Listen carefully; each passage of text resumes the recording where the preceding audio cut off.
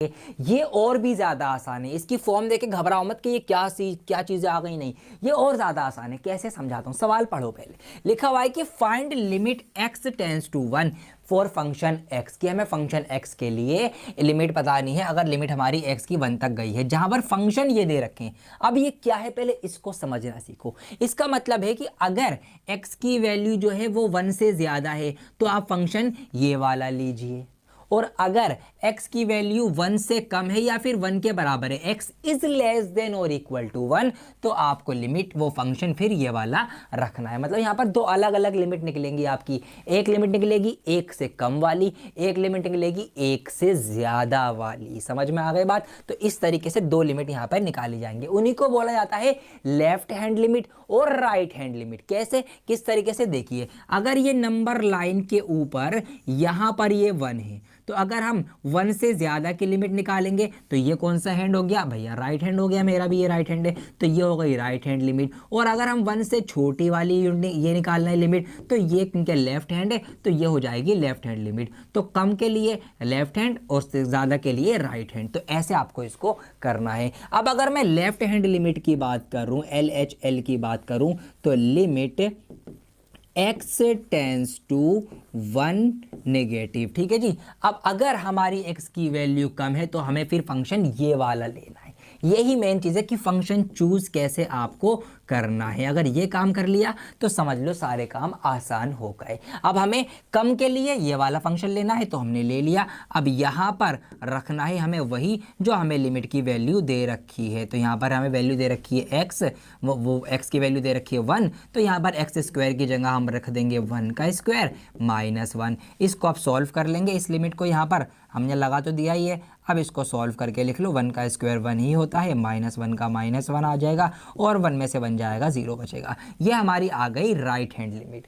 अब आ जाओ, वो लेफ्ट हैंड लिमिट आ गई। ठीक है, अब आ जाओ राइट हैंड लिमिट के ऊपर। Right hand limit, right hand का मतलब ज़्यादा वाली, 1 से ज़्यादा वाली। तो हमें यहाँ पर लिमिट लगानी है, limit x tends to 1 positive, 1 से ज़्यादा। और जब हमारी x की वैल्यू 1 से ज़्यादा होगी तो हमें फंक्शन लेना है फिर ये वाला। बस ये अगर चीज़ सीख ली, सारे सवाल 6, 7, 8 जितने भी आ रहे हैं सभी आ जाए, फिर आप कर लोगे। तो हमें फंक्शन रखना है फिर ये वाला। यस, अब यहाँ पर वैल्यू रख देंगे। वैल्यू वही रखनी है, x approaches to 1 tends to 1 रखेंगे यहाँ पर। तो x की जगह 1 रखना है, तो यहाँ पर 1 का स्क्वायर में रख देता हूँ। 1 का स्क्वायर, 1 का, एक सेकेंड, हाँ, 1 का स्क्वायर और माइनस का 1। अब 1 का स्क्वायर वही 1 ही रहेगा, -1 माइनस माइनस कितना हो जाएगा, प्लस हो जाएगा। तो 1 और 1 2 हो जाएंगे और माइनस का 2 आ जाएगा। तो यहाँ पर देखिए राइट हैंड लिमिट आपकी आई 2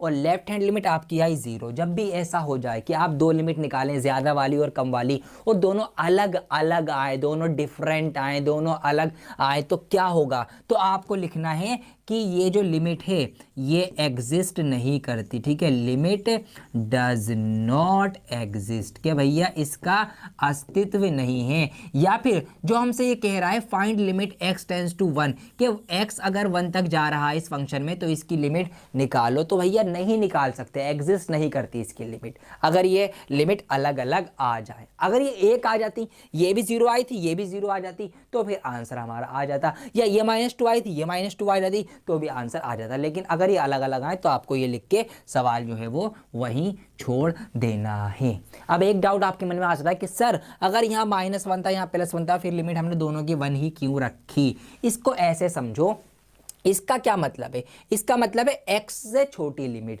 देखिए यहाँ पर अगर ये हमारे पास 1 है नंबर लाइन के ऊपर, अब x से अगर मैं इसको छोटा कर रहा हूँ तो छोटा का मतलब है कुछ छोटा, जैसे कि मान लो 0.99999, ठीक है, ये भी हमारी 1 से छोटी है। ठीक है, 1 से छोटी लिमिट है।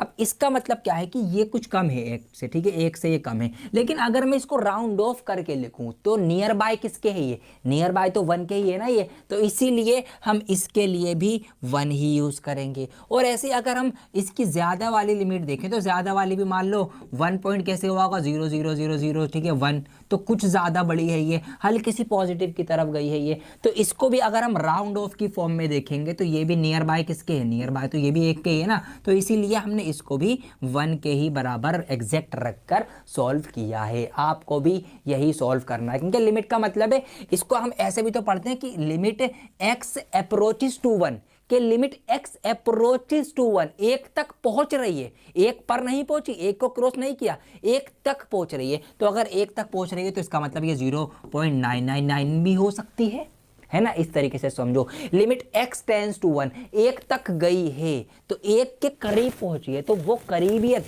मतलब वो दूरी, इसको हम राउंड ऑफ करके 1 दिखा देते हैं। तो इसीलिए हमें रखना 1 ही है। कम वाली कौन सी है, ज़्यादा वाली कौन सी है, वो दोनों बराबर आ जाए, अच्छी बात है। नहीं आ रहा ये लिख के छोड़ देना, बाकी के सवाल भी आपके इसी तरीके से होंगे, सॉल्व कर लेना। एक और मुश्किल सवाल देखते रहो, मैं चाह रहा हूँ लिमिट के अच्छे अच्छे सवाल आपको करवा ही दूँ सारे, ताकि कोई डाउट ना रहे। अब यहाँ पर सवाल कुछ अलग टाइप का है। सपोज फंक्शन, अब हमें 3 अलग अलग फंक्शन दिए गए कि अगर x की वैल्यू 1 से ज़्यादा है तो ये फंक्शन यूज़ करो, x से कम है तो ये फंक्शन यूज़ करो, और बराबर है तो ये फंक्शन यूज़ करो। तो आपको पता चल गया, कम के लिए ये फंक्शन लगाओ, ज़्यादा के लिए ये फंक्शन लगाओ, लिमिट कितनी लगानी है, वही लगानी है 1 तक। सिंपल है, ईजी है, समझ में आ गया होगा। निकालना क्या है, आपको a और b की वैल्यू निकालनी है, कोई बात नहीं निकलेंगी वैल्यू, आइए निकाल हैं। तो सबसे पहले लगा लो लेफ्ट हैंड लिमिट, ठीक है जी, LHL लगा लो, लिमिट x अप्रोचेस टू या टेंड्स टू 1 फॉर 1 नेगेटिव, ठीक है, फॉर फंक्शन fx। अब वही बात कि यहाँ पर हमारे पास जो हमें लिमिट लगानी है जब हमारी वैल्यू x की 1 से कम है, तो कौन सा लगाना है, x is less than 1, a plus bx लगाना है। बस यही मेन चीज़ है, ये आपने देख लिया, सही से रख दिया, फिर कोई दिक्कत नहीं है। हमें लिमिट कितनी रखनी है वो आपको पता ही है कि आपको लिमिट जो है वो 1 ही रखनी है, 1 ही रखनी है। तो यहाँ पर 1 रख दो, किसकी जगह, x की जगह, तो a की जगह a रहेगा, b की जगह b रहेगा, x मल्टीप्लाई में है तो यहाँ पर मल्टीप्लाई हो जाएगा, तो b कम b हो जाएगा। तो कुल मिला के यहाँ पर, चलो मैं अगली स्टेप में लिख देता हूँ, तो यहाँ पर लिमिट हमारी लग गई, ये आ गया आपका a प्लस b, ठीक है जी, ये आ गई आपकी limit LHL left hand limit. अब आ जाओ RHL यानी राइट हैंड लिमिट के ऊपर। तो लिमिट आपको लगानी है x approaches to 1 positive for function fx। तो अगर हमारा फंक्शन की वैल्यू, x की वैल्यू फंक्शन में 1 से ज़्यादा हो, ठीक है, x इज़ मोर देन 1 हो, x इज़ 1 प्लस हो, तो क्या करना है, हमें ये वाला फंक्शन रखना है। तो हम रख लेंगे अब ये वाला फंक्शन। तो limit x approaches to 1 positive है तो हमें रखना है function b minus a x, ठीक है जी। अब लिमिट आपको पता ही है कि यही वाली लगती है फंक्शन के अंदर जो लिखा हुआ है, x अप्रोचेस टू 1, b की जगह b माइनस a की जगह a और x की जगह 1 आएगा, तो इनटू में 1 है तो कोई दिक्कत नहीं है। लिमिट लगाने के बाद ये आ गया आपका b माइनस a, ठीक है जी, ये 2 वैल्यू आपकी आ गई हैं। अब देखिए समझना क्या है, अब x is equal to 1, x is equal to 1 पे क्या है, 4 है। देखिए हमसे कह रहा है कि जब x की जगह हम 1 रख रहे हैं या x इक्वल टू 1 पे आंसर 4 आ रहा है, हमने यहाँ भी x की जगह 1 रखा तो ये आया, ये यहाँ भी x की जगह 1 रखा तो ये आया। इट मीन्स ये भी 4 के बराबर है और ये भी 4 के बराबर है। समझ में आया, दोनों ही 4 के बराबर हैं। तो इसको आप इस तरीके से कह सकते हैं, क्योंकि यहाँ पर हमसे कहा गया है कि x इक्वल टू 1 रखने पर हमें 4 मिल रहा है। x इक्वल टू 1 हमने कहाँ रखा है, x इक्वल टू 1 हमने मतलब x की जगह पर हमने 1 यहाँ रखा है तो हमें a प्लस बी मिला। तो हम कह सकते हैं कि a प्लस बी की वैल्यू भी 4 के बराबर है, और यहाँ भी हमने x इक्वल टू 1 रखा, x की जगह पर 1 रखा, तो यहाँ पर भी इसकी b माइनस a की वैल्यू भी 4 है। इनको आपस में सॉल्व कर लेंगे, a और b की वैल्यू निकल के आ जाएगी जो हमें निकालनी है, what are the possible values of a and b। क्योंकि हमसे सवाल में ये तीसरा फंक्शन इससे आगे सवाल बढ़ाने के लिए ही दिया गया था। अब ये b माइनस a है, अगर मैं इसको थोड़ा आगे पीछे करके लिखूंगा तो माइनस का a है तो a के नीचे लिख दूंगा, b प्लस का था b के नीचे आ जाएगा। इसको सॉल्व करेंगे, कैंसिल आउट हो जाएगा, b और b आपका 2b हो जाएगा, 4 और 4 आपका 8 हो जाएगा, b की वैल्यू निकल के आ जाएगी यहाँ से 4। b की वैल्यू आ गई, किसी भी एक में रख दो, a की आ जाएगी। a प्लस बी जो है वो 4 है, a प्लस बी जो है वो 4 है, b की वैल्यू भी 4 निकल के आई है, 4 उधर जाके माइनस का हो जाएगा तो 4 माइनस 4 इट मीन्स a की वैल्यू आ गई 0।